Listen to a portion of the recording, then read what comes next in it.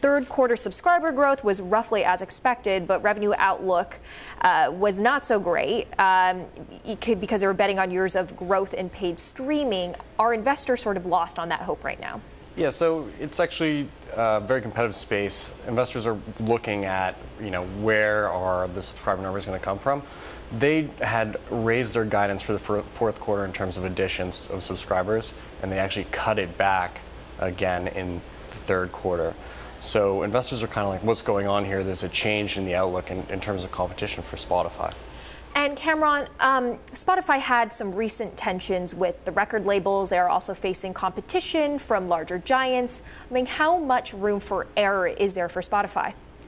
The margin for error is very small. I think what I've been told from a close source of mine is that at a record label, their working relationship with Spotify is doing quite well right now. But what does that mean for the entire record industry? We don't know quite yet. We'll have to see going forward. But I think what's really important right now is looking at the monthly active users.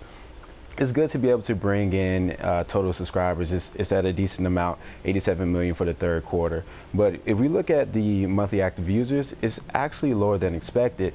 And if you can't get your subscribers engaged, that's a problem that investors have to look at moving forward. There was also a continued decline in the average revenue per users. What was driving that? Yeah, so they have shifted to doing family plans and student plans from the original $10 a month, and those come in at lower price points per user. The investor concern there, they knew this was coming, but Spotify is also planning to raise its expenses next year and increase its R&D spending.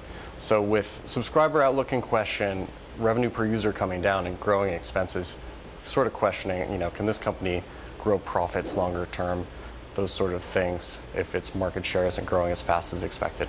Kamaron, what about Spotify's push into other types of audio like podcasts? Are investors seeing a payoff from this yet?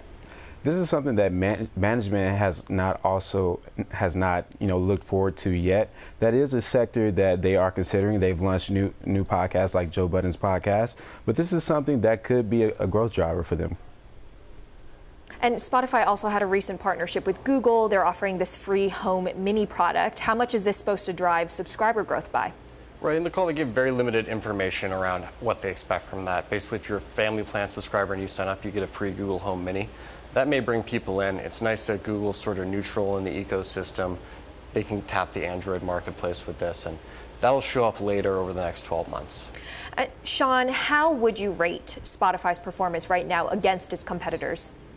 It still holds the market share lead. It's still close to double the size of Apple in terms of paid subscribers. It's doing well.